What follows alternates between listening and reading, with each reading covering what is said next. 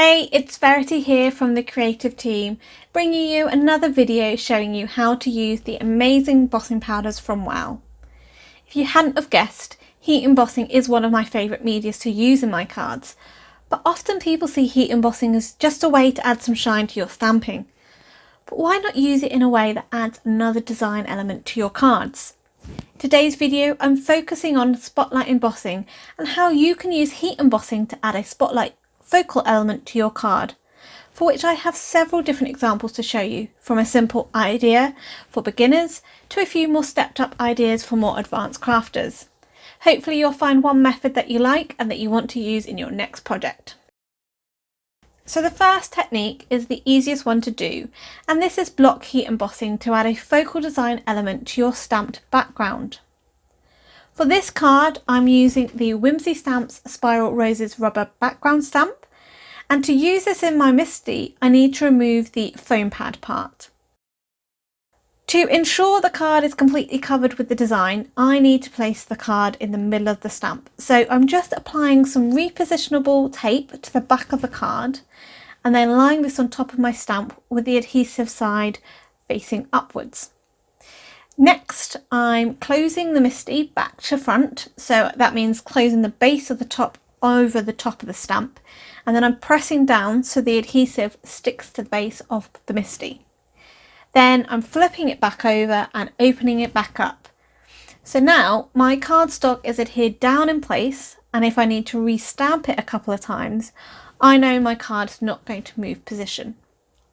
Okay, so I'm inking up the stamp with my clear ultra slow dry embossing ink and stamping this onto some Gina K Sweet Mango cardstock, and doing this twice to get a darker appearance, because I'm going to leave most of the stamp design in the embossing ink because it acts as a watermark ink and will give a tone on tone look.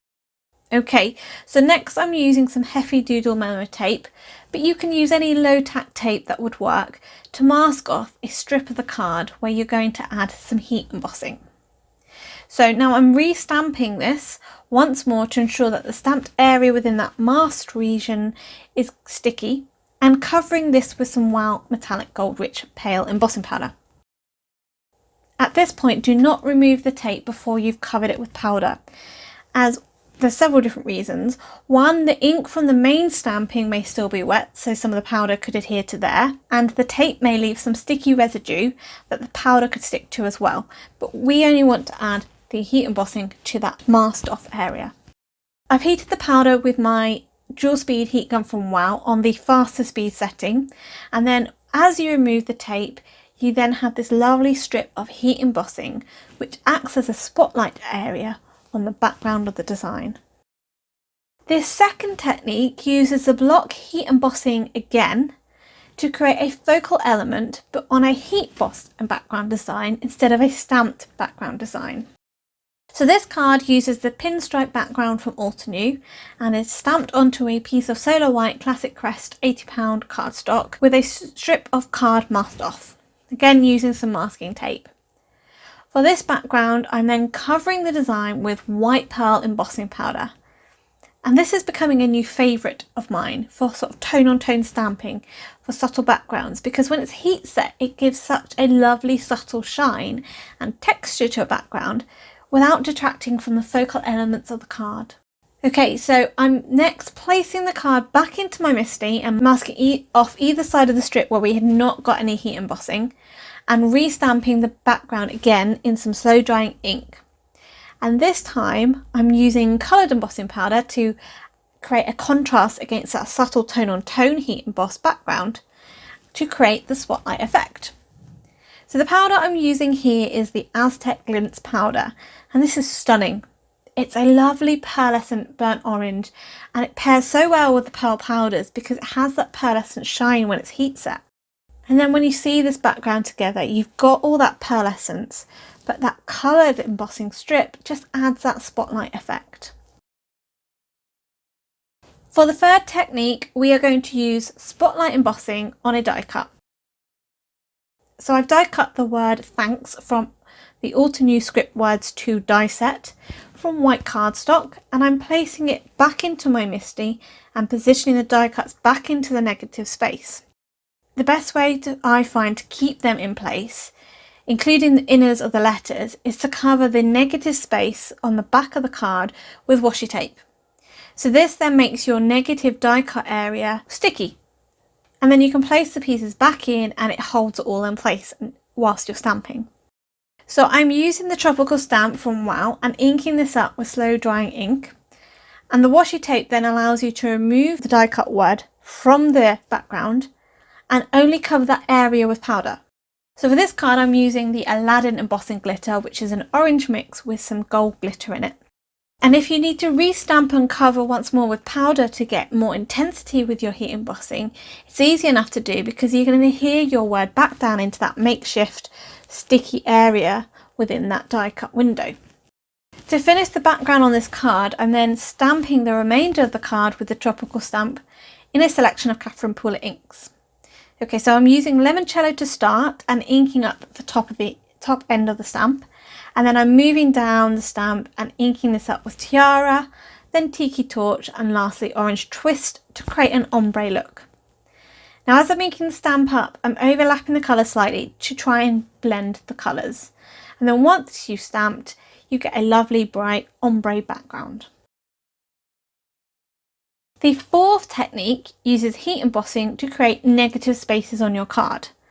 So I've die cut a heart from Inkadinkado masking paper and positioned this over to one side of a white card panel. Next, I've placed this in my MISTI and I'm stamping this script background from Honeydew Crafts in embossing ink. And the embossing powder I'm going to use for this card is Pop, which comes from the Confetti Trio. Now, this has some large chunks of powder in it. And this background is quite a thin, delicate, stamped design, so the large chunks won't adhere to it that much. However, for this design, I only wanted speckles of the larger chunks to appear, which did happen when it was heat set. So for me, this worked really, really well. This powder is an orange-based powder with chunks of white and silver that melt and blend with one another. Okay, so I'm removing the mask, and then you have this negative shape of the heart providing a focal point for the card, and it is the heat embossing that creates that spotlight. The last technique of spotlight embossing is a dip dyed heat embossing look. So for the second background we created, I wanted to add a die cut sentiment, and I die cut the Altenew Fancy Hello die from Sweet Mango card stock several times and laid it up for dimension. But to add that spotlight embossing, I'm then taking my embossing pad directly to the die cut, smooshing it down over one half of the die cut, and then covering it with metallic gold rich pale powder. As you heat set this, it gives the illusion that you've dipped or dyed the bottom of your word in gold, and I think it looks gorgeous.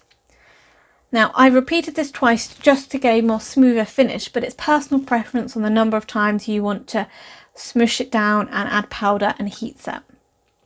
Okay, so this was adhered to the background, which was foam mounted onto a white card base, and I've added a sentiment from the Altenew Sentiment Strip stamp set, which was heat embossed in matching gold powder onto a black strip. And to make sure I've adhered it straight, I'm just using my T-ruler to line it up. For the first background, I've kept it nice and simple to allow that spotlight embossing strip just to shine.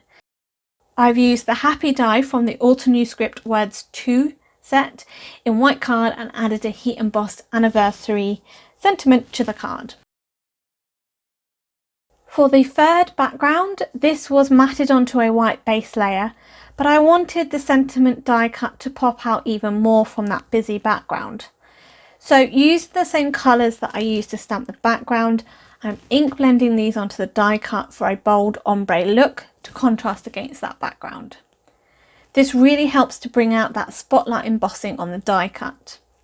The whole panel was adhered onto a Sweet Mango card base, and the die cut had been layered up for more dimension. Again, a gold heat embossed sentiment of You're Amazing was added to the front of the card with Gina K Connect glue to keep it in place. For the last background, I added another heat embossed dip dyed sentiment from the Scripts Words 2 set in Sweet Mango card, and added this to the background, which had been foam mounted onto a white card base. Again, I added a gold heat embossed sentiment just to finish the card off.